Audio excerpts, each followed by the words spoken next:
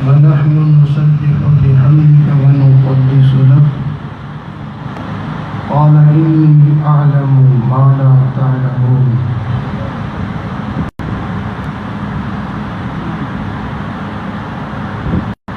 وقال الله تعالى في مقام آخر وإذ ابتلى إبراهيم ربه بكلمات فأتمهن قال إني جاعلك للناس إماما صدق الله العظيم سبحان ربك رب العزة عما يصفون وسلام على المرسلين والحمد لله رب العالمين اللهم صل على سيدنا محمد وعلى آل سيدنا محمد وبارك وسلم اللهم صل على سيدنا محمد وعلى آل سيدنا محمد وبارك وسلم اللهم صل على سيدنا محمد وعلى آل سيدنا محمد وبارك وسلم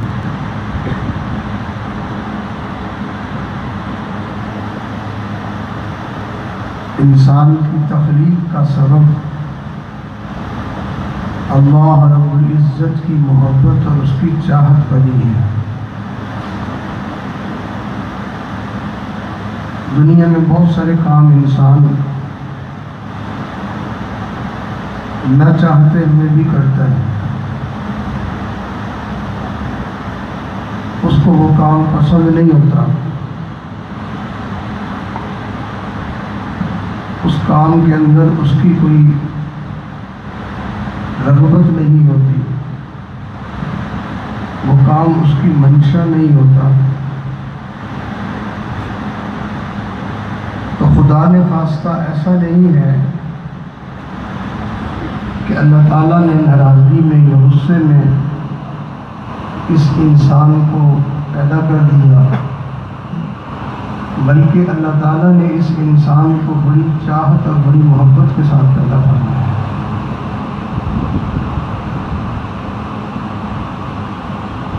اللہ تعالیٰ فرماتے ہیں کہ وہ وقت بھی یادگار ہے کہ جب اللہ تعالیٰ نے فرشتوں سے یہ کہا تھا کہ فرشتوں، ہم اس زمین میں اپنا نائب اور اپنا خلیفہ بنانا چاہتے ہیں۔ تو فرشتوں نے کہا تھا کہ اللہ آپ انسان کو دنیا میں پیدا کریں گے، یہ دن کا فساد کرے گا، یہ خون خرابہ کرے گا، آپ کی تسبیح اور آپ کی حمد کے لیے ہم کافی ہیں، ہم آپ کی بندگی اور عبادت کر رہے ہیں، لہٰذا اس انسان کو بنانے کی، پیدا کرنے کی ضرورت نہیں ہے۔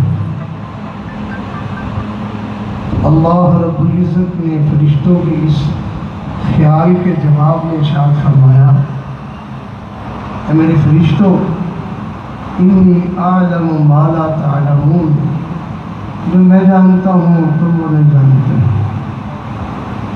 کیا مطلب؟ کہ انسان کے زندگی کے ایک پہلو کی طرف یا ایک کمزوری کی طرف تمہاری نظر چلی گئی، مگر اس کے اندر چھپے ہوئے وہ کمالات اور وہ خوبیاں اور وہ صفات جو مجھ پروردگار کو پسند ہیں، تم اس کو جانتے نہیں۔ اللہ رب العزت نے اس انسان کے اندر کچھ ایسے کمالات رکھے ہیں، اللہ تعالیٰ نے اس انسان کے اندر کچھ ایسے اوصاف رکھے ہیں کہ جن اوصاف کی وجہ سے اور جن کمالات کی وجہ سے یہ انسان فرشتوں پر بھی بازی لے جاتا ہے۔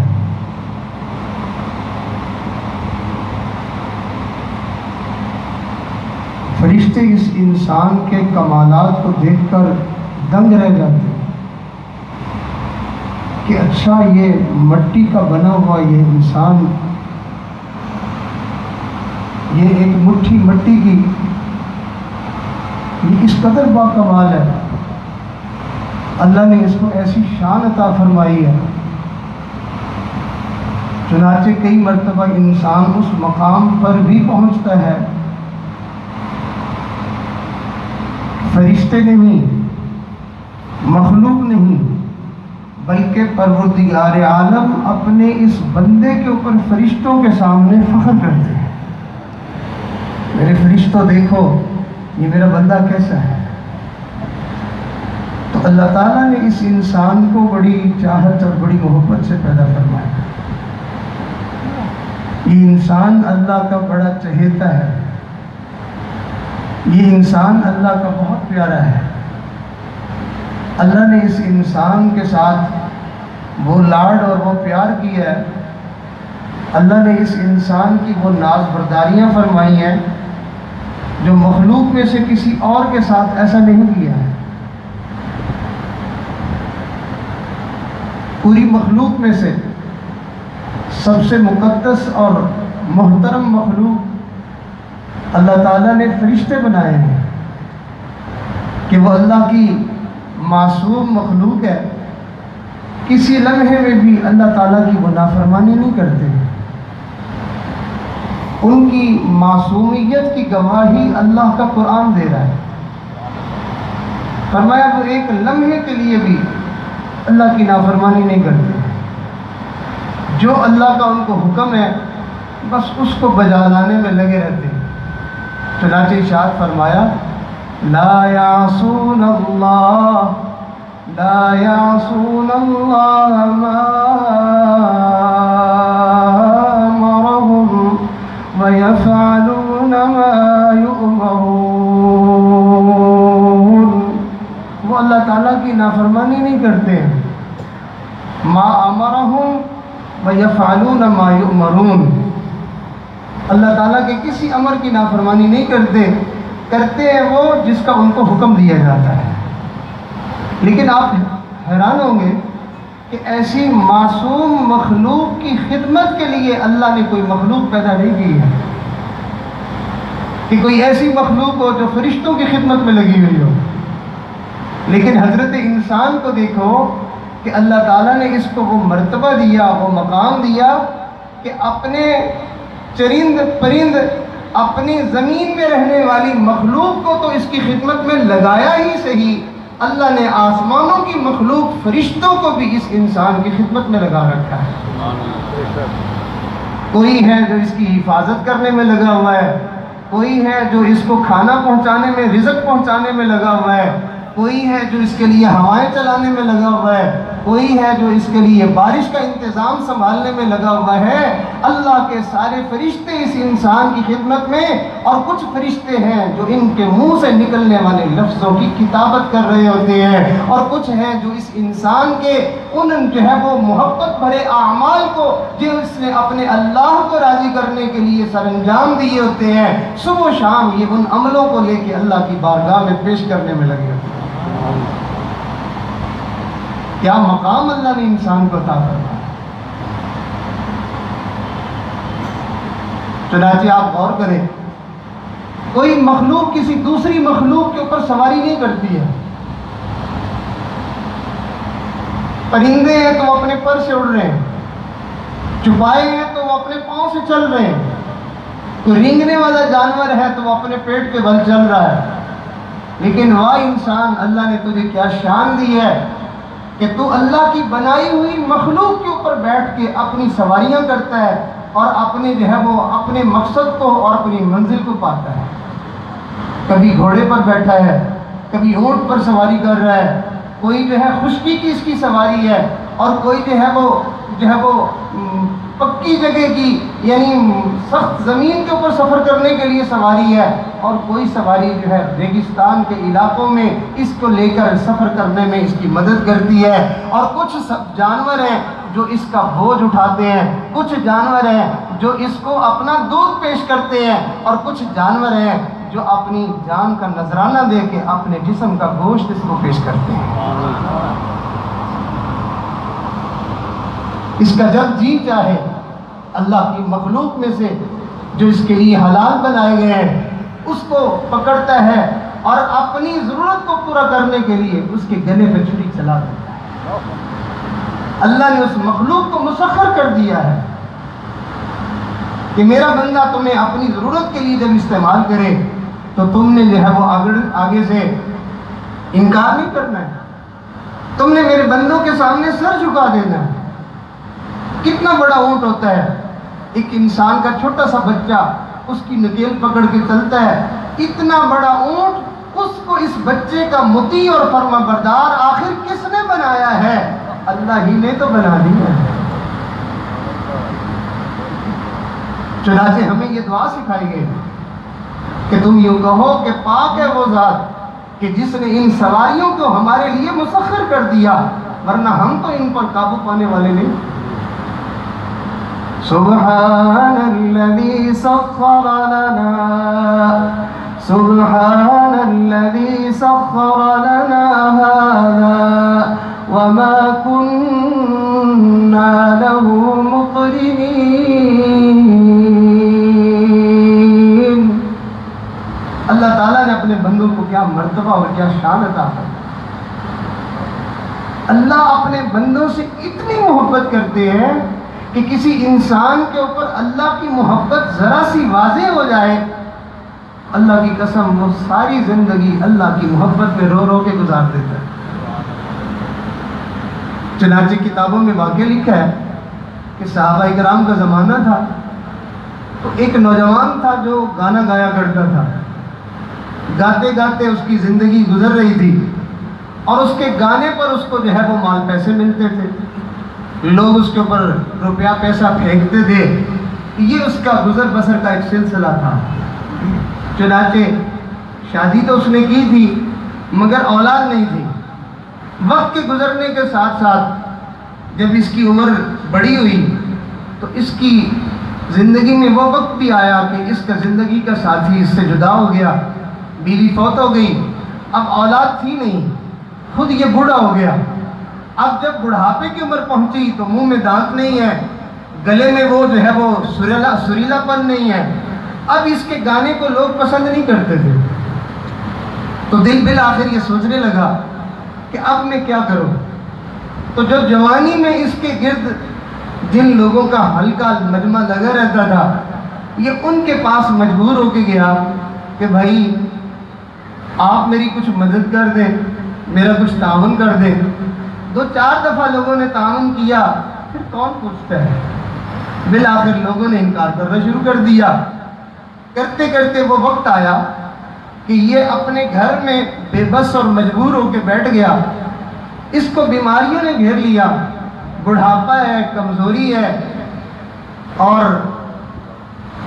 بیماری ہے، تو یہ گھر میں رہتا تھا۔ اس کو محسوس ہوا کہ میری طبیعت اتنی بگڑ گئی ہے کہ شاید اب میری زندگی ختم ہونے کا وقت آ چکا ہے، اب میرا اس جہان سے جانے کا ٹائم آ گیا۔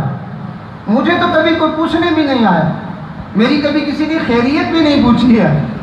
مجھے لگتا ہے کہ اگر میں مر بھی گیا تو شاید مجھے یہی کتے بلے کھا جائیں گے، مجھے تو جنازہ بھی پڑھنے والا اور دفنانے والا بھی کوئی نہیں ہوگا۔ جب اس کے دل میں یہ خیال آیا تو اس نے سوچا کہ چلیں اور تو کچھ نہیں، میں قبرستان میں چلا جاتا ہوں، وہاں جا کے کسی گڑھے میں بیٹھ جاتا ہوں، موت کا انتظار کرتا ہوں، موت تو مجھے آنے والی ہے، اگر میری روح پرواز کر گئی تو مجھے مرے ہوئے کو گڑھے میں دیکھ کر اتنی تکلیف تو کوئی کر ہی لے گا کہ میرے اوپر مٹی ڈال دے گا، چلو میری لاش جو ہے وہ ذلیل ہونے سے بچ جائے گی۔ یہ سوچ کر یہ لاغر اور یہ بوڑھا اور یہ کمزور ہانپتی کانپتی ٹانگوں کے ساتھ قبرستان کی طرف رخ کرتا ہے اور جنت البقیع کے قبرستان میں پہنچ جاتا ہے۔ وہاں جا کر اس نے دیکھا کہ قبر گھری ہوئی ہے، یہ جا کے اس گڑھے کے اندر بیٹھ گیا. اب بیٹھا ہوا ہے، رو رہا ہے، کہہ رہا ہے یا اللہ میں نے ساری زندگی برباد کر دی ہے. اللہ میں نے جوانی میں تجھے ناراض کرنے والے کام کیے، میں نے تجھے راضی کرنے والا کوئی نیک عمل تو کیا نہیں ہے. اب میرا دنیا سے جانے کا وقت ہے، آج میرا کوئی بھی نہیں ہے، تیرے پاس آنے کا میرا وقت ہے، اور میرے عمل کچھ نہیں، میرے پاس توشہ کچھ نہیں ہے، تو بس مجھے معاف کر دے. دل دل میں اللہ سے باتیں کر رہا ہے. جب انسان کا ہر طرف سے سہارا ٹوٹ جائے، بے سر و سامانی میں آ جائے، پھر اس کو اللہ کے سوا کوئی نظر نہیں آتا ہے. چنانچہ یہ اس گری ہوئی قبر کے اندر بیٹھ کے آنکھوں سے آنسو برسا رہا ہے اور اللہ سے باتیں کرنے میں لگا ہوا ہے. اتنے میں اس نے کیا دیکھا کہ امیر المومنین عمر رضی اللہ تعالیٰ نے تشریف لائے قبرستان میں، اور اس سے تھوڑے فاصلے سے گزرتے ہوئے جا رہے ہیں. تو یہ دیکھ کے ڈر گیا کہ حضرت مجھ سے اگر انہوں نے پوچھ لیا کہ تم بوڑھے یہاں کیا کر رہے ہو تو میں کیا جواب دوں گا. حضرت کا رعب اور دبدبہ ہی ایسا تھا، خوف ہی ایسا تھا کہ ہر بندہ اس بات سے جو ہے وہ گھبراتا تھا کہ کہیں میری بات درست نہ ہو جائے. چنانچہ اس بوڑھے نے دیکھا کہ امیر المومنین رکنے کی بجائے آگے تشریف لے گئے ہیں. پھر آگے گئے ہیں تو جیسے کچھ ڈھونڈ رہے ہو، بندہ کسی کو تلاش کر رہا ہو، کبھی ادھر دیکھتے ہیں کبھی ادھر دیکھتے ہیں، ڈھونڈتے ڈھونڈتے پھر واپس آ رہے ہیں. اتنے میں ان کی نظر میرے اوپر پڑ گئی. اب وہ میری طرف چل پڑے. میں پہلے ہی ڈر رہا تھا، گھبرا رہا تھا. حضرت میرے پاس تشریف لائے اور میرے پاس آگے کھڑے ہو گئے، اور میں نے دیکھا کہ حضرت نے سر کے اوپر کوئی چیز رکھی ہوئی ہے. اس کو یوں اتارا اور بڑے ہی ادب سے اور بڑے ہی پیار سے میرے سامنے اس کو پیش کر کے فرمانے لگے، لے اللہ کے دوست میں تیرے لیے کھانا لے کے آیا ہوں. جب حضرت کی زبان سے اس بوڑھے نے گویے نے یہ سنا کہ لے اللہ کے دوست میں تیرے لیے کھانا لے کے آیا ہوں، یہ تو پہلے ہی رو رہا تھا، یہ اور رونے لگ گیا کہ اس پاکیزہ زبان سے میرے لیے یہ لفظ نکل رہے ہیں. مجھ گناہگار کے لیے اتنی بڑی بات کہ حضرت فرمارے اللہ کے دوست میں تیرے لیے کھانا لے کے آیا ہوں. کہنے لگے، میں نے کہا حضرت میں تو گناہوں کا مجموعہ، میں تو گندگیوں کا ڈھیر ہوں، آپ مجھے اللہ کا دوست کہہ رہے ہیں. تو تب حضرت نے ارشاد فرمایا، میں سویا ہوا تھا، دوپہر قیلولہ کرنے کے لیے میں آرام کے لیے لیٹا ہوا تھا، میری آنکھ لگی، میں نے خواب دیکھا، مجھے غیب سے آواز آ رہی ہے، عمر میرا ایک دوست جنت البقیع میں بھوکا ہے، کھانا لے جا اور اس کو جا کے کھلا دے. میں اٹھا تو مجھے دل میں آیا کہ اللہ کی طرف سے مجھے اشارہ ہے کہ اللہ کے کسی نیک بندے کو مجھے کھانا پہنچانا ہے. میں نے گھر والوں سے کہا کھانا تیار ہے، انہوں نے کہا آپ کے لیے تیار ہے، کہا ہمارے لیے اور کر لو. میں اللہ کے دوست کو کھانا پہنچاؤں. جب میں کھانا لے کے آنے لگا مجھے حیا آئی کہ اللہ کے دوست کا کھانا میں اپنے ہاتھ میں لٹکا کے لے جاؤں. اس لیے عمر اللہ کے دوست کے کھانے کو ادب کی وجہ سے سر پہ اٹھا کے لایا ہے. جب اس بوڑھے نے اللہ تعالیٰ کی ہوئی تعظیم کو دیکھا، اللہ کے پیار کو دیکھا، اللہ کی محبت کو دیکھا، وہ سوچنے لگا، اور بڈھے تو لاچار اور بے بس ہو کے اللہ کے دروازے پہ آیا، وہ اتنا قدردان ہے، تو نے اپنی بھوک کی وجہ سے اس کو پکارا، تو نے اپنے مطلب کے لیے اس بڑھاپے میں اس کو پکارا، تب بھی اس نے تیری فریاد کو سن کر تیرے لیے اتنا اعزاز اور اکرام کیا کہ نہ صرف اس نے تجھے معاف کر دیا بلکہ اللہ نے تیرے لیے اپنے دوست کا لفظ فرمایا ہے. اس بوڑھے کی چیخیں نکل گئی کہ ہائے میں نے ایسے رب کو ناراض کر لیا، میں نے اس کی نافرمانی میں زندگی گزار دی. اس نے چیخ ماری، اللہ کی محبت میں اس نے اپنی جان اللہ کے حوالے کر دی. انسان کو اندازہ نہیں ہے کہ اللہ تعالیٰ اپنے بندے سے کتنی محبت فرماتے ہیں. آپ ذرا غور کیجئے کہ انسان کا دوستانہ ہوتا ہے، یارانہ ہوتا ہے، غلطی ہو جاتی ہے، سارے منہ موڑ لیتے ہیں، سارے خفا ہو جاتے ہیں، معاشرے میں بڑی شان اور بڑی عزت اور ٹھاٹھ ہوتی ہے. ایک غلطی کی وجہ سے سب لوگوں کی نظروں میں وہ ذلیل ہو کے رہ جاتا ہے. ہاں دنیا میں کچھ ایسے لوگ بھی ہوتے ہیں جو اس کی عیبوں کے اوپر، غلطیوں کے اوپر پردے ڈالتے رہتے ہیں، اور سب سے زیادہ مہربان ماں باپ کی ذات ہوتی ہے. لیکن کئی مرتبہ انسان سے کچھ ایسی غلطی بھی ہوتی ہے کہ ماں باپ بھی اس کو گھر سے دھکا دے دیتے. جیسے کسی شاعر نے بڑے خوبصورت شعر کہا میں لکھ واری توبہ بھنی تے میں ہاں بے اعتبارا پھر بھی مولا فضل تیرے دی اج آسان رکھن والا ایک گناہ میرا ماں پیو ویکھے تے دیوے دیس نکالا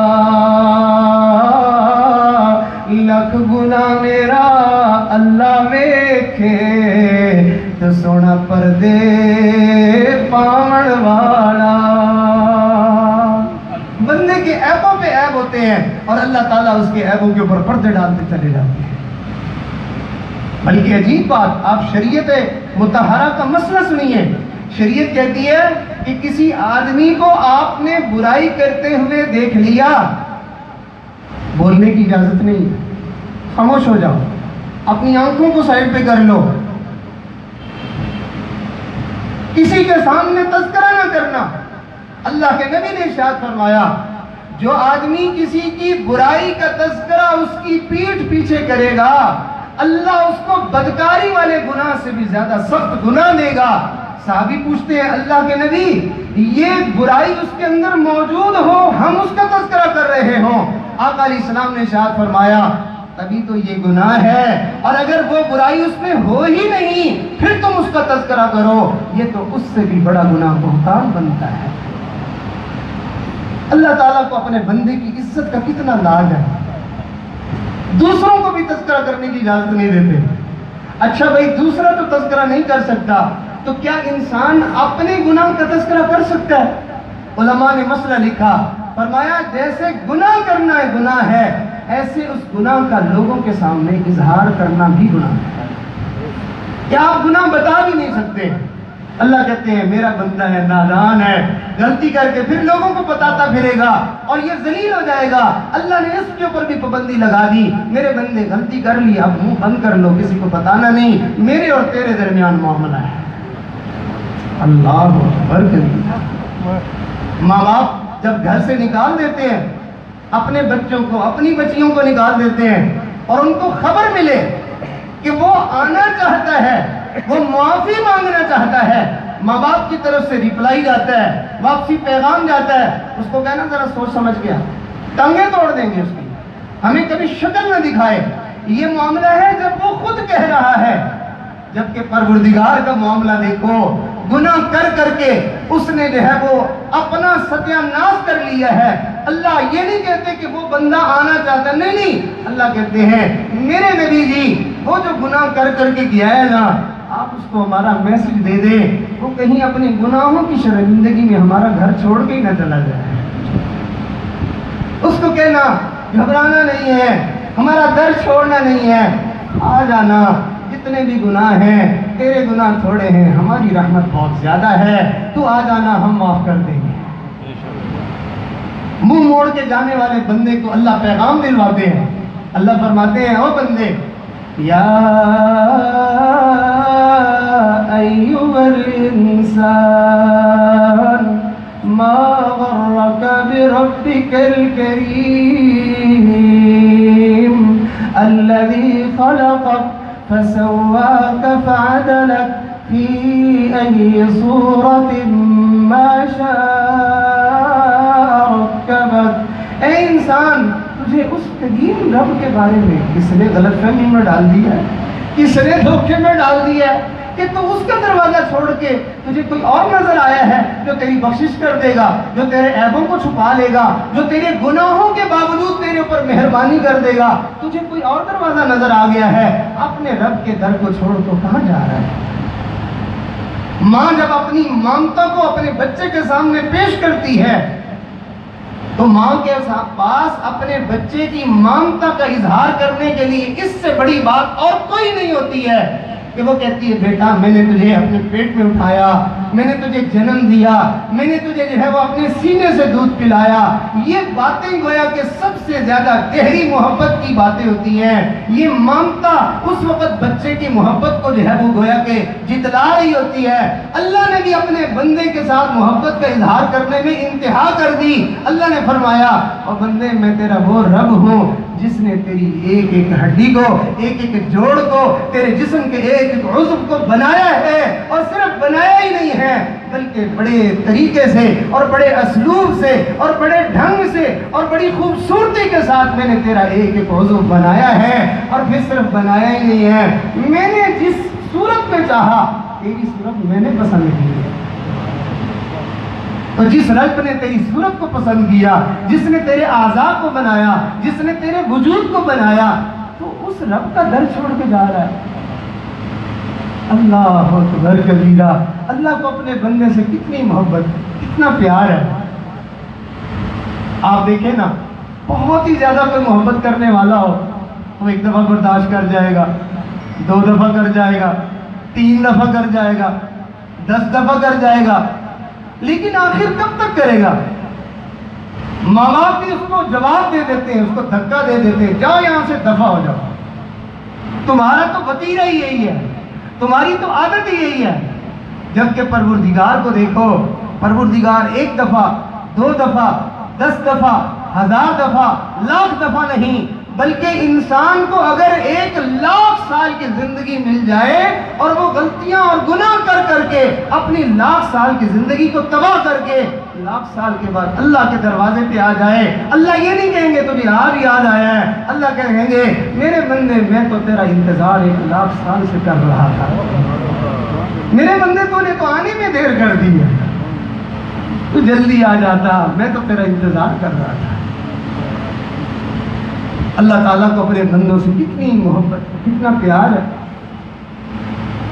چنانچہ ایک بزرگ تھے، وقت کا بادشاہ، بزرگوں کا اور اللہ والوں کا بڑا معتقد تھا، بڑی محبت کیا کرتا تھا، بڑا ادب اور احترام سے پیش آتا. چنانچہ ایک مرتبہ وہ جنگل کی طرف شکار کے لیے نکلا تو اس کو کسی نے بتایا کہ یہاں ایک جھونپڑی میں ایک اللہ والے رہتے ہیں. اس نے اپنے شکار کو چھوڑا، کہنے لگا کہ پہلے میں ان بزرگوں کے پاس جاؤں گا، زیارت کروں گا، دعا کرواؤ کہ پھر جو ہے میں اپنے شکار کے لیے نکلوں گا. وقت کا بادشاہ جب جھونپڑی میں پہنچا تو اس نے دیکھا کہ موسم سخت ہے اور یہاں زندگی کی سہولت کوئی ایسی ہے نہیں، تو یہ اللہ والے ہیں، کس قدر مشکل میں وقت گزار رہے ہوں گے. تو بادشاہ سلامت نے پیشکش کر دی کہ جی حضرت اگر آپ پسند کریں تو میرے محل میں تشریف لائیں اور مجھے خدمت کا موقع دیں. اب اللہ والے بڑے دانا اور بڑے حکیم لوگ ہوتے، چنانچہ سنتے رہے. جب بادشاہ نے بات مکمل کر لی تو کہنے لگے بادشاہ سلامت، آپ نے بڑی محبت کا اظہار کیا، میں آپ کا شکریہ ادا کرتا ہوں، لیکن ایک سوال میرے دل میں آ رہا ہے، میرے جی چاہ رہا ہے میں پوچھ لوں. بادشاہ نے کہا جی حضرت حکم فرمائے. فرمانے لگے تم مجھے اپنے محل میں لے جاؤ گے، میری دیکھ بھال کرو گے، میری خدمت کرو گے. میں انسان ہوں، کسی وقت بھٹک سکتا ہوں، مجھ سے کوئی غلطی ہو سکتی ہے. تو بادشاہ سلامت نعوذ باللہ ثم نعوذ باللہ 1000 بار توبہ کے بعد میں یہ بات کہتا ہوں کہ اگر خدا نخواستہ کسی وقت مجھے شیطان نے بہکا دیا اور میں آپ کے گھر کے کسی فرد کے ساتھ برائی کا مرتکب ہو گیا تو اس وقت پھر مجھے محل میں رکھا جائے گا یا نکال دیا جائے گا؟ بادشاہ کے تیور بدل گئے، اس کا چہرہ غصے سے سرخ ہو گیا. اس نے کہا کم بخت کہیں کہ میں تجھے اللہ والا سمجھتا ہوں اور تو ایسی بکواس کر رہا ہے کہ تجھے اتنی جرت کہ تو میرے گھرانے کے بارے میں ایسی بات کرتا ہے. انہوں نے ہاتھ جوڑے، کہا بادشاہ سلامت میں آپ سے معافی چاہتا ہوں، میں نے کچھ کیا تو نہیں ہے، میں تو ایک فرضی بات کر رہا ہوں کہ اگر خدا نخواستہ ایسا ہو گیا تو کیا ہوگا؟ آپ اتنے جلال میں آ گئے ہیں تو میں تو آپ کے محل میں کبھی جانے کا سوچ بھی نہیں سکتا. میں اس رب کی دھرتی کو چھوڑ کر کیوں میں آپ کے دروازے پہ جاؤں جو مجھے جرم کرتے ہوئے، جو مجھے گناہ کرتے ہوئے، جو مجھے غلطیاں کرتے ہوئے دیکھتا بھی ہے اور پھر بھی وہ مجھ سے درگزر کرتا ہے. وہ مجھے اپنی زمین سے دھکا نہیں دیتا، وہ مجھے اپنی روزی سے محروم نہیں کرتا، وہ اپنی نعمتوں سے مجھے محروم نہیں کرتا. میں اس رب کی دھرتی چھوڑ کے آپ کے دروازے پہ کبھی آنے کے لیے تیار نہیں ہوں. ایک انسان ہے کہ اللہ نے ساری نعمتیں اس کو دی ہیں، لیکن ذرا سا کوئی کہیں لالچ ملتی ہے، ذرا سی کہیں سے کوئی اس کو توقع اور امید ملتی ہے تو وہ اللہ کا در چھوڑ کے چلا جاتا ہے. آج ہم اپنی زندگی میں ذرا غور تو کریں. سب سے پہلے زندگی میں کوئی معاملہ پیش آ جائے، مشکل پیش آ جائے، سب سے پہلے جو در ہم سے چھوٹتا ہے وہ اللہ ہی کا تو در ہوتا ہے. آپ پوچھیں جی آج نماز میں نظر نہیں آئے، جواب کیا ملتا ہے؟ اور جی ذرا ٹینشن میں ہوں، بس حالات ذرا آج کل ایسے ہی چل رہے ہیں. آج ذرا جو ہے وہ گھر میں کچھ پریشانی بنی ہوئی تھی، آج آپ جو ہے وہ مسجد میں نظر نہیں آئے، طبیعت خراب تھی، آج مجھے جو ہے فلاں مسئلہ تھا. یعنی زندگی میں جب بھی کوئی مسئلہ پیش آئے، چھوٹا یا بڑا، سب سے پہلے ہم سے اللہ کا در چھوٹتا ہے. تو معلوم ہوا ہم اپنے رب کے ساتھ کس قدر بے وفائی کرنے والے لوگ ہیں. ہم چھوٹی چھوٹی بات پہ اللہ سے ناراض ہو جاتے ہیں. چنانچہ ہمارے حضرت فرماتے ہیں ایک مرتبہ مجھے کسی خاتون نے فون کیا اور کہنے لگی پیر صاحب میرے گھر کے کچھ مسائل ہیں، پریشانیاں ہیں، تو میں بڑی پابندی سے نماز پڑھتی تھی، قرآن بھی پڑھتی تھی اور میں ورد وظیفے بھی کرتی تھی، میں نے بڑی دعائیں مانگی ہیں لیکن اس نے میری کوئی دعا نہیں سنی. اب پھر میں نے بھی نمازیں پڑھنی چھوڑ دی. تو آج ہم میں سے بھی بہت سارے لوگ ہیں اور جی ہم نے بڑی نمازیں پڑھی ہیں، بڑی دعائیں مانگی ہیں اور بڑا ہم نے یہ کیا ہے، لیکن بس اللہ کی مرضی ہے. یعنی کیا مطلب؟ اللہ کی مرضی کہنے کا مطلب ہمارا یہ ہوتا ہے کہ اللہ تعالیٰ ہمارے ساتھ جو کچھ کر رہے ہیں اچھا نہیں کر رہے ہیں، اللہ تعالیٰ کو ایسا کرنا نہیں چاہیے تھا. ہم اللہ تعالیٰ کی محبت کو جانتے ہی نہیں ہیں، ہم اللہ تعالیٰ کی مہربانیوں کو پہچانتے نہیں ہیں. ذرا غور کیجئے، آپ سے کوئی محبت کرتا ہے تو وہ آپ کو سال کے بعد گفٹ بھیج دیتا ہے. آپ سے کوئی زیادہ محبت کرتا ہے تو سال میں 2 مرتبہ 3 دفعہ ہدیہ آ جاتا ہے. اور زیادہ محبت ہوتی ہے مہینے کے بعد آپ کے گھر میں کوئی گفٹ آ جائے گا، بہت ہی محبت کرے گا، ہفتے کے بعد بھیج دے گا. ایسا تو مشکل ہی ہوتا ہے. لیکن کچھ لوگ ایسے پاگل بھی ہو جاتے ہیں محبت میں کہ وہ صبح اور شام میں بھی ہدیے بھیجنا شروع کر دیتے ہیں، لیکن اس سے زیادہ تو کچھ بھی نہیں ہوتا. پروردگار کی محبت کا ذرا عالم دیکھیں. اللہ اپنے بندے سے اتنی محبت کرتے ہیں کہ ایک لمحے میں اللہ کروڑوں گفٹ اپنے بندے کو دیتے ہیں. ہوا کا جھونکا اللہ کی طرف سے گفٹ نہیں ہے، پانی کا گھونٹ اللہ کی طرف سے گفٹ نہیں ہے، سکون کا سانس اللہ کی طرف سے ہدیہ نہیں ہے، یہ ٹانگوں کی سکت یہ اللہ کی طرف سے عنایت نہیں ہے، یہ آنکھوں کی بینائی یہ اللہ کی طرف سے مہربانی نہیں ہے، یہ زبان کا چلنا اور آپ کے دل کی جو بات ہے زبان سے اس کا نکل کر دوسرے کے کانوں تک پہنچ جانا یہ اللہ تعالیٰ کی کاراگری نہیں ہے، یہ بندے کے ساتھ لطف اور عنایت نہیں ہے. کبھی اس کو دیکھو یہ گندم کی بنی ہوئی روٹی کھا رہا ہے، کبھی اس کو دیکھو یہ چاول کھاتا ہے، کبھی اس کو دیکھو یہ آم کھاتا ہے، کبھی اس کو دیکھو یہ سیب کھاتا ہے. ہر لمحے اللہ کی بنائی ہوئی چیزیں یہ کھا رہا ہے. یہ سب کچھ تجھے ہدیے میں اللہ نے تو دیا ہے. قرآن مجید میں اللہ نے انہی باتوں کا تذکرہ کر کے اپنے بندوں سے شکوہ کیا. شکوے کس سے کیے جاتے؟ جس سے دشمنی ہو. ارے شکوے تو محبت والی جگہوں پہ کیے جاتے ہیں کہ تم جی ہمیں بھول ہی گئے، تم ہمیں ملنے نہیں آئے، تم نے آنے میں دیر کر دی، اور یہ ایسا تو نہیں نہ کرتے. یہ ساری شکوے کی باتیں محبت والی جگہوں پہ ہوتی ہے. اللہ تعالیٰ بھی اپنے بندے سے شکوہ کر رہے ہیں. ارشاد فرمایا قُتِلَ الْإِنسَانُ مَا أَكْفَرَهُ مِنْ أَيِّ شَيْءٍ خَلَقَهُ مِنْ نُطْفَةٍ خلقه فقدره ثم السبيل يسره ثم أماته فأقبره ثم إذا شاء أنشره كلا لما يقض ما أمره فلينظر الإنسان إلى طعامه أنا صببنا الماء صبا ثم شققنا الأرض شقا فأنبتنا فيها حبا وعنبا وقضبا وزيتونا ونخلا وحدائق غلبا وفاكهة وأبا متاعا لكم ولأنعامكم. ان تمام آیات میں اللہ تعالیٰ اپنی جو ہے وہ بندوں کے اوپر برسنے والی نعمتوں کا تذکرہ کر کے یہ فرما رہے ہیں بندے تو کتنا ناشکر ہے.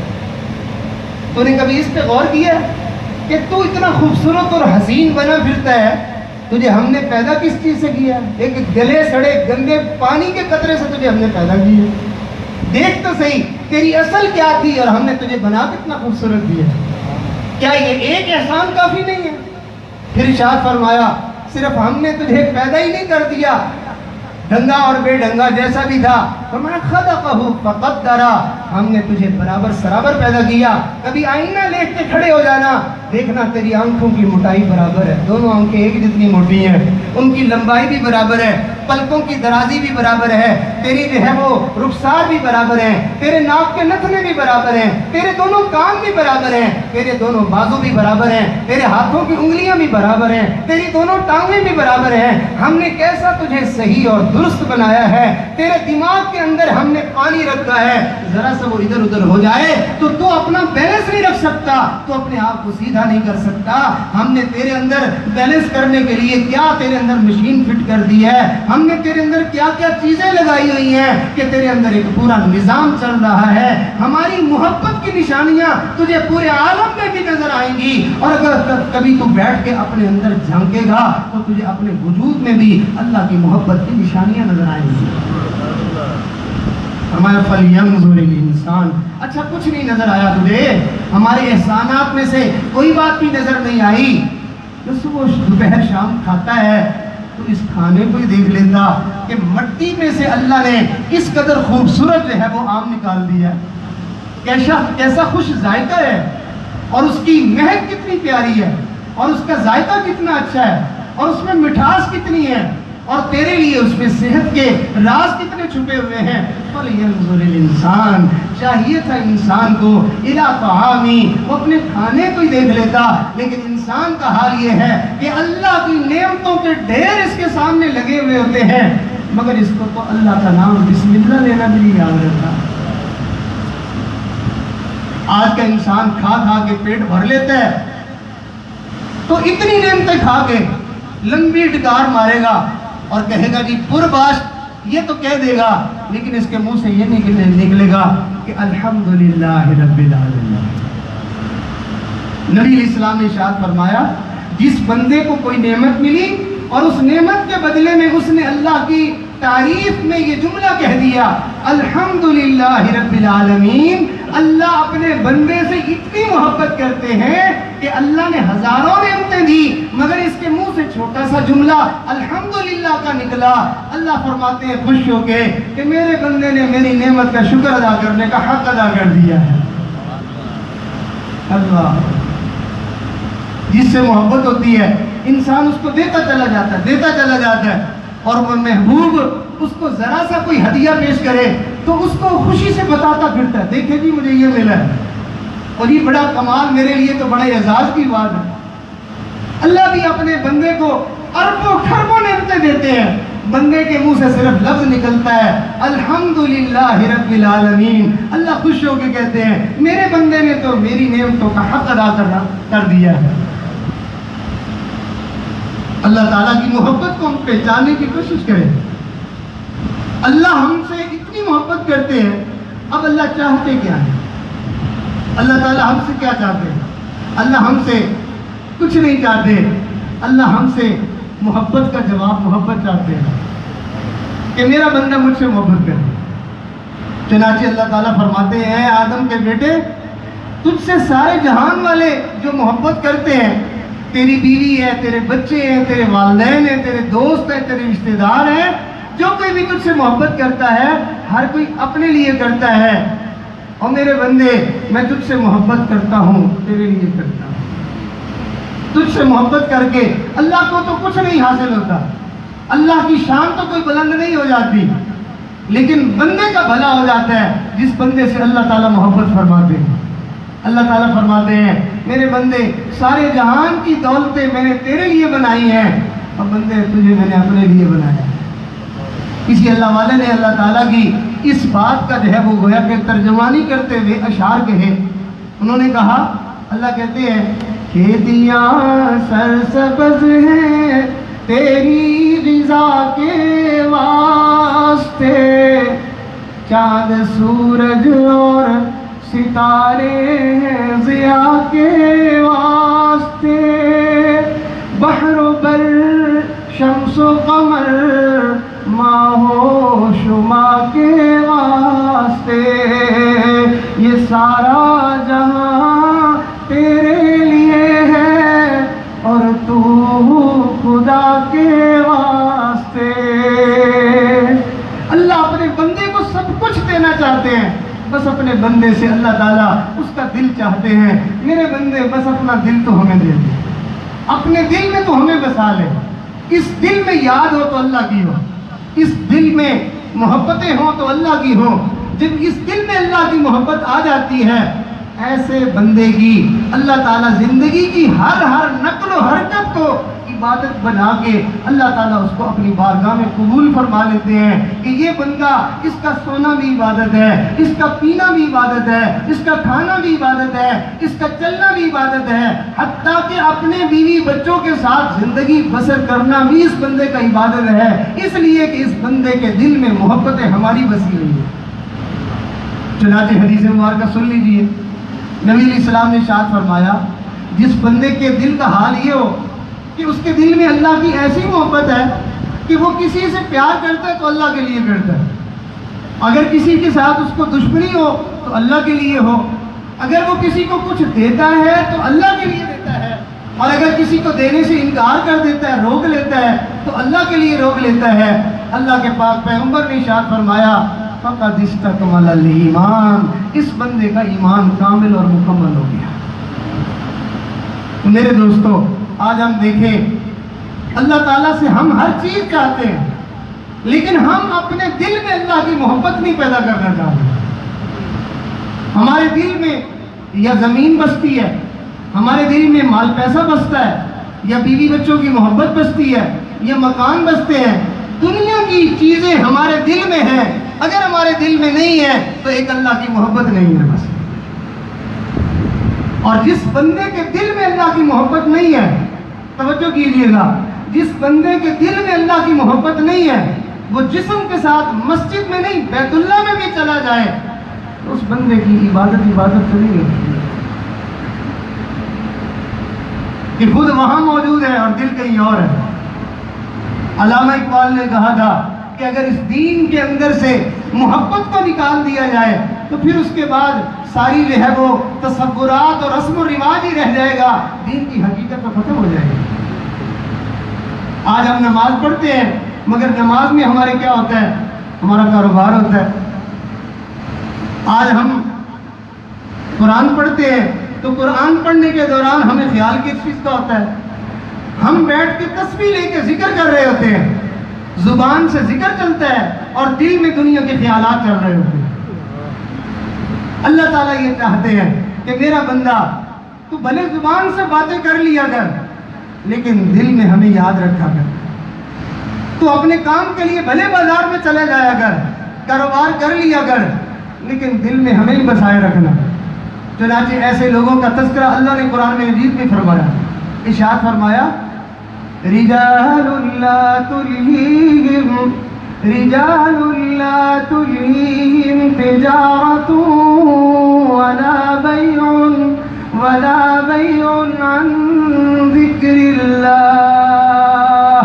اللہ نے ارشاد فرمایا کچھ ایسے جڑے ہیں، کچھ ایسے جوان مرد ہیں، کچھ ایسے باہمت لوگ ہیں، اللہ ان کا کیا کمال ہے، کیا وصف ہے۔ ارشاد فرمایا ان کو خرید و فروخت، لین دین، دنیا کا کاروبار دھندا ان کو اللہ کی یاد سے غافل نہیں کرتا ہے۔ کاروبار تو وہ کر رہے ہوتے ہیں لیکن ساتھ میں دل میں اللہ کی یاد بھی بسی ہوئی ہوتی ہے۔ چنانچہ ایک بزرگ کے بارے میں آتا ہے، وہ فرماتے ہیں کہ بیت اللہ کا طواف کر رہا تھا تو میں نے دیکھا ایک نوجوان ہے جو دور کسی علاقے سے سفر کر کے بیت اللہ میں پہنچا ہے حج کے لیے، تو اب وہ بیت اللہ کا غلاف پکڑ کر دعا مانگ رہا تھا۔ تو اللہ والوں کی ہر وقت نظر جو ہے وہ دلوں کے اوپر ہوتی ہے۔ فرمانے لگے میں نے اس کو روتے ہوئے دیکھا اور آنسو برساتے ہوئے دیکھا، میرے دل میں خیال آیا یہ اتنا رو رو کے دعا مانگ رہا ہے تو اس کے دل کی حالت تو بہت عجیب ہوگی، اللہ کی محبت میں تو ڈوبا ہوا ہوگا یہ۔ تو مجھے ایسے ہی خیال آیا کہ میں ذرا جھانکوں تو صحیح اس کے دل میں، اس کے دل کا کیا حال ہے۔ چنانچہ فرماتے ہیں جیسے ہی میں اس کے دل کی طرف متوجہ ہوا تو میں نے کیا دیکھا کہ اس کے دل میں تو دنیا بھری ہوئی ہے، کہ وہ دعا مانگ رہا تھا اور آنکھوں سے آنسو بہا رہا تھا، اور اس وقت اس کے دل میں یہ سوچ چل رہی تھی کاش کہ میرے علاقے والے مجھے دیکھ لیں کہ میں اللہ کے سامنے کیسے رو رو کے دعائیں مانگ رہا ہوں۔ آج ہمارا حال بھی یہی ہے، ہم کہیں جو ہے وہ نیکی والی مجلس میں چلے جائیں، کچھ لوگ ہوتے ہیں ہماری ویڈیو بنانے میں ان کی ڈیوٹی لگی ہوئی ہوتی ہے کہ لوگوں کو دکھا لوں کہ میں قرآن پڑھ رہا ہوں، لوگوں کو دکھا لوں میں دعائیں مانگ رہا ہوں، لوگوں کو میں دکھا لوں کہ میں بڑا نیک پاک بنا بیٹھا ہوں، لوگوں کو میں دکھا لوں کہ میں اللہ کے گھر کا طواف کر رہا ہوں، لوگوں کو میں دکھا لوں کہ میں روضہ رسول کے سامنے پہنچا ہوا ہوں۔ ہم لوگوں کو دکھانا چاہتے ہیں، ارے جس کو راضی کرنے کے لیے یہ کام کیے جاتے ہیں وہ ایک لمحے کے لیے اپنی آنکھ نہیں جھپکتا، وہ مسلسل اپنے بندے کو دیکھنے میں لگا ہوا ہے۔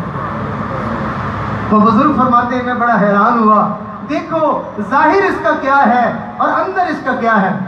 خیر میں مسجد حرام سے باہر نکلا تو میں نے دیکھا کہ ایک نوجوان ہے، اس نے جو ہے وہ سٹال لگایا ہوا ہے، سامان بیچ رہا ہے، اور اس کے پاس اتنا ہجوم ہے کہ اس کو لوگوں سے پیسے پکڑنے کی فرصت نہیں مل رہی ہے۔ تو میرے دل میں خیال آیا کہ اس کا دل تو دنیا کی محبت اور غفلت میں بھرا ہوا ہوگا۔ میں نے جب اس کے دل میں جھانکا تو میں نے کیا دیکھا کہ اس کے ہاتھ تو پیسے پکڑنے میں اور سامان دینے میں لگے ہوئے ہیں، لیکن ایک لمحے کے لیے بھی اس کا دل اللہ سے غافل نہیں ہے۔ تو مجھے قرآن مجید کی آیت سمجھ آ گئی کہ اللہ فرماتے ہیں رجال لا تلہیہم تجارت ولا بیع عن ذکر اللہ۔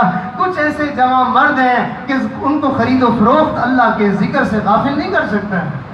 تو معلوم ہوا کہ ہمیں اس دنیا میں رہتے ہوئے اللہ کی یاد سے اپنے دل کو جو ہے وہ منور کرنا ہوگا، اپنے دل میں اللہ کی محبت بسانی ہوگی، اور یہ کام کوئی زیادہ مشکل نہیں ہے، بہت آسانی سے ہو جاتا ہے۔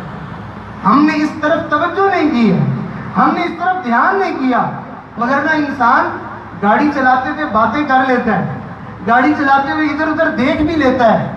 تو بھئی اسی طرح اگر دیکھا جا سکتا ہے، بولا جا سکتا ہے، تو کام کے دوران اللہ کو یاد بھی کیا جا سکتا ہے۔ جب انسان کے دل میں اللہ کی محبت بھر جاتی ہے، ایک واقعہ ذرا اس کی طرف مثال کے طور پر پیش کر کے بات کو سمجھانے کی کوشش کرتا ہوں۔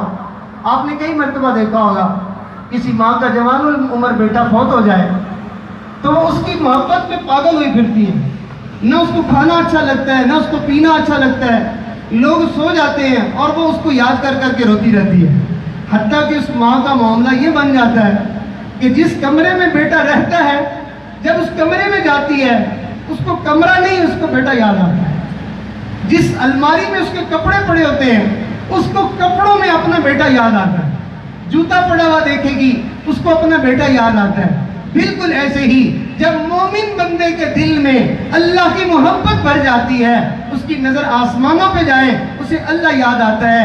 اس کی نگاہ بادلوں پہ پڑے اسے اللہ یاد آتا ہے. اسے ہوا کا جھونکا لگے اسے اللہ یاد آتا ہے. اس کو سورج کی تپش محسوس ہو اسے اللہ یاد آتا ہے. اس کے سامنے کھانا آئے اسے اللہ یاد آتا ہے. اس کو پانی پیش کیا جائے اسے اللہ یاد آتا ہے. اس کے سامنے اس کے بچے دوڑتے ہوئے آ جائے, بچوں کو دیکھ کے اسے اللہ یاد آتا ہے. رشتہ داروں کو دیکھ کے اسے اللہ یاد آتا ہے. اللہ کا گھر دیکھ کے اسے اللہ یاد آتا ہے. کوئی دنیا کی چیز ایسی نہیں جو اسے اللہ یاد نہ دلائے. اور جب انسان کا دل اللہ سے غافل ہو جائے تو وہ زبان سے اللہ کا نام بھی لیتا ہے تو اسے اللہ یاد نہیں آتا ہے. اور اس سے زیادہ بے وقوفی کی بات اور کیا ہوگی کہ انسان اللہ کی بنائی ہوئی چیزیں جو اس کے لیے ہدیے اور تحفے بن بن کے آ رہے ہیں ان کو تو استعمال کر رہا ہے لیکن اسے اللہ یاد نہیں آ رہا. قرآن مجید میں اللہ تعالیٰ نے کچھ لوگوں کے بارے میں کہا کہ یہ عقل مند لوگ ہیں, یہ بڑے سمجھدار لوگ ہیں. اور وہ لوگ کون ہیں ذرا قرآن کی زبان سے سن لیجئے. ہمارے ہاں تو جو اچھا کاروبار کرنا جانتا وہ سمجھدار ہوتا ہے, جو دنیاوی اعتبار سے کسی منصب کو حاصل کر لے وہ سمجھدار ہوتا ہے.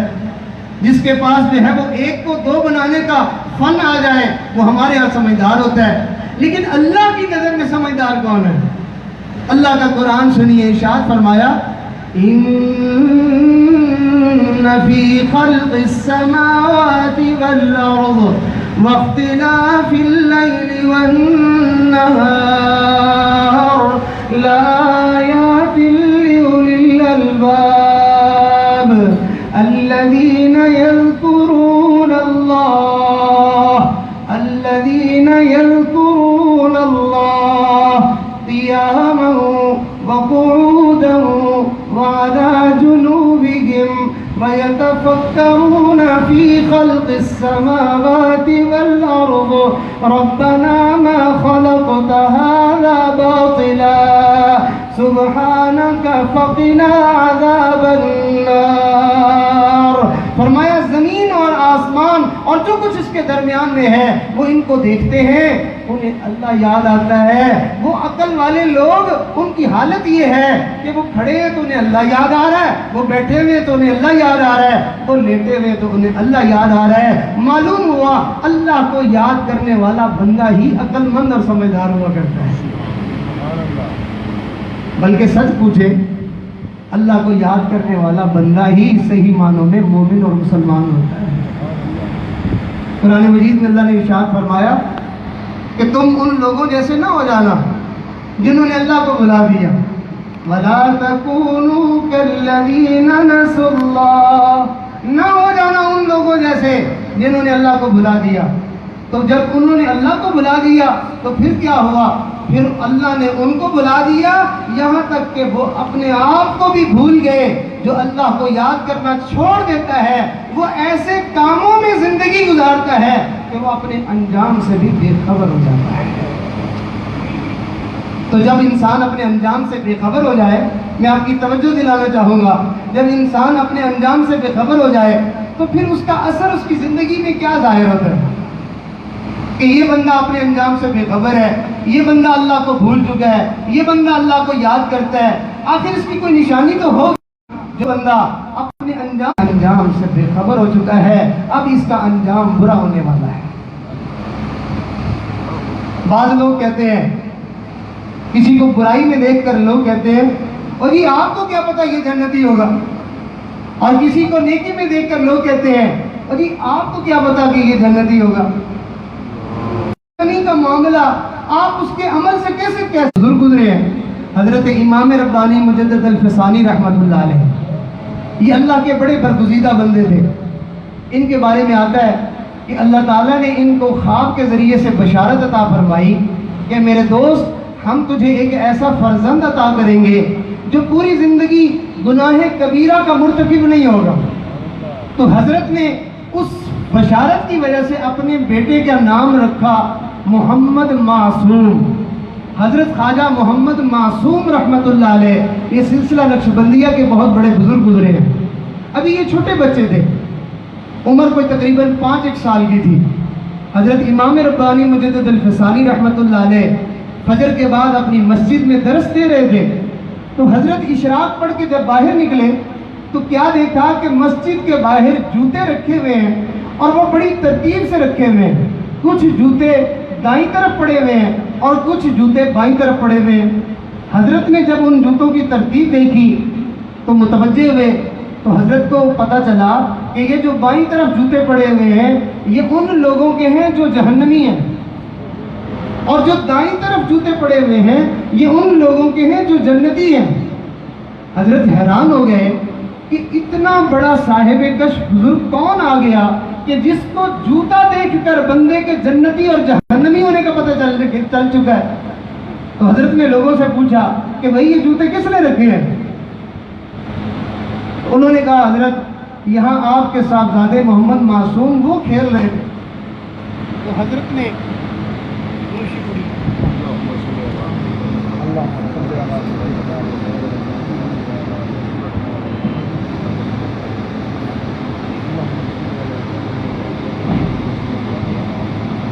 اللہم صلی علی وسلم.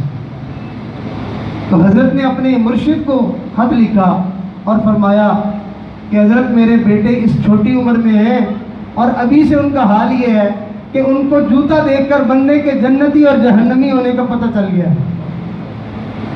تو معلوم ہوا کہ جنتی اور جہنمی اسی دنیا میں ہی بنتے ہیں. اگر کوئی اپنے آپ کو دیکھنا چاہے کہ میں جنتی ہوں یا جہنمی ہوں، اس کو کوئی غیب کی خبریں جاننے کی ضرورت نہیں ہے. اس کو چاہیے کہ وہ اپنے صبح سے لے کے شام تک کے اعمال کو دیکھے.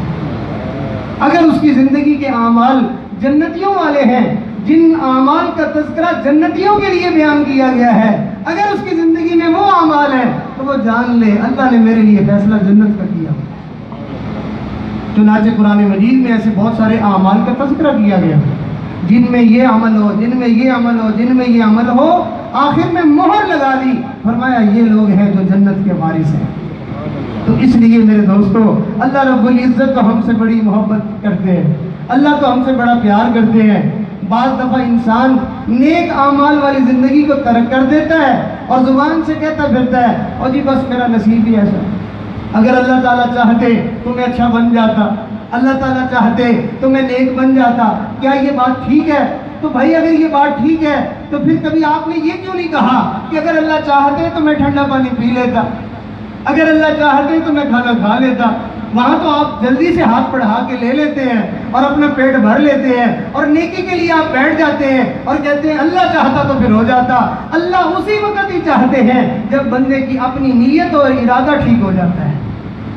اللہ تعالیٰ فرماتے ہیں أَنُلْزِمُكُمُوهَا وَأَنْتُمْ لَهَا كَرِهُونَ، ہم ہدایت کو زبردستی تمہارے ساتھ چمٹا دیں گے اور تم اس کو پسند نہیں کرتے ہوگے.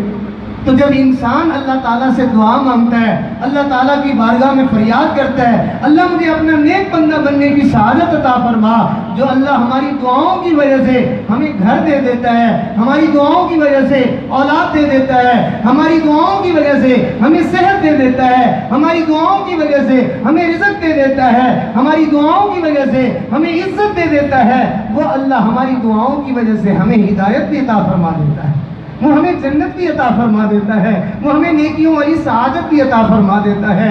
تو میرے دوستو، ہمیں چاہیے ہم بھی اللہ کے ساتھ محبت کا اظہار کریں. جب بندہ نیک اعمال کرتا ہے گویا کہ یہ اللہ کے ساتھ اظہار محبت ہو رہا ہوتا ہے.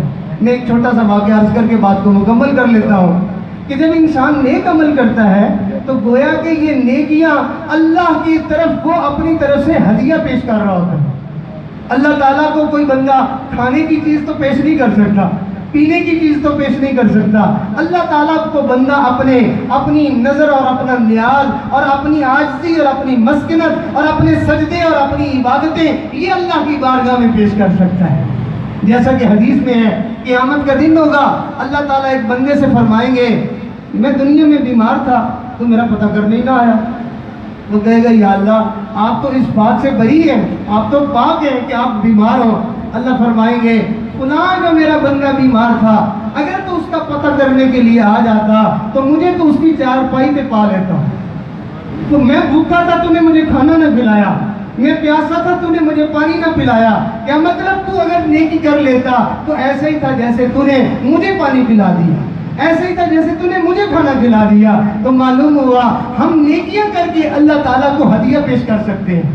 یہی وجہ ہے کہ اللہ تعالیٰ نے ارشاد فرمایا وہ ذات کہ جس نے موت و حیات کو پیدا کیا کس لیے پیدا کیا؟ لِيَبْلُوَكُمْ أَيُّكُمْ أَحْسَنُ عَمَلًا، تاکہ وہ تمہیں دیکھے کہ تم میں سے کون عملوں کو بنا سنوار کر اس کی بارگاہ میں پیش کرتا ہے. سیدہ ام عائشہ رضی اللہ تعالیٰ عنہا پیسے لے کے ان کو مانگ رہی ہیں، دھو رہی ہیں. اتنے میں نبی علیہ السلام تشریف لے آئے. آپ نے ارشاد فرمایا عائشہ یہ کیا ہو رہا ہے؟ عرض کرتی اللہ کے نبی میں نے آپ کی زبان مبارک سے سنا تھا کہ جب کچھ پیسے جو ہے کسی غریب کو دیے جاتے ہیں اس محتاج اور غریب کے ہاتھ میں پہنچنے سے پہلے وہ اللہ کے ہاتھ میں چلے جاتے ہیں. میرے دل میں خیال آیا کہ جب یہ پیسے اللہ کے ہاتھ میں جانے ہیں کیوں نہ پھر میں ان کو صاف ستھرا کر کے مان کے پیش کروں. تو بالکل یہ ایام ہے، یہ نیکیوں کے خاص دن ہیں. نبی علیہ السلام نے ارشاد فرمایا ان دنوں میں جو کوئی نیکی کی جائے اللہ تعالیٰ کو وہ اتنی پسند نہیں ہے جو ان دنوں سے ہٹ کے پورے سال میں کی جاتی ہے. وہ اللہ کو اتنی پیاری نہیں جو ان دنوں میں کی جانے والی نیکی اللہ کو پسند آتی ہے. اور ان نیکیوں میں سے ایک نیکی ہے جس کا نام قربانی ہے. آج دنیا میں جو ہے لوگ اس کے خلاف پروپیگنڈا کرتے پھرتے ہیں. میرا جی تو چاہتا تھا کہ میں اس بارے میں ذرا تفصیل سے واقعہ عرض کرتا، وقت کی قلت کی وجہ سے میں صرف اشارہ کرتا ہوں. آپ لوگ جانتے ہیں کہ سیدنا ابراہیم علیہ السلام شام سے چلے تھے اور مکہ مکرمہ آئے تھے. جب 8 ذی الحجہ کی رات تھی ابراہیم علیہ السلام وہاں رات سوئے تو خواب دیکھا کہ میں اپنے بیٹے کو ذبح کر رہا ہوں اللہ کے نام پہ. تو ابراہیم علیہ السلام اللہ تعالیٰ کی اشارے کو سمجھے کہ یہ اللہ تعالیٰ